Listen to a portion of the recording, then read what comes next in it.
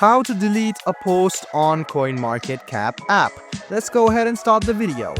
First of all, what you need to do is open the CoinMarketCap. You can see the community option on the bottom right. You can go ahead and click on it, and this is for a post creation. So you can write anything and click on post. It'll be posted in the community section.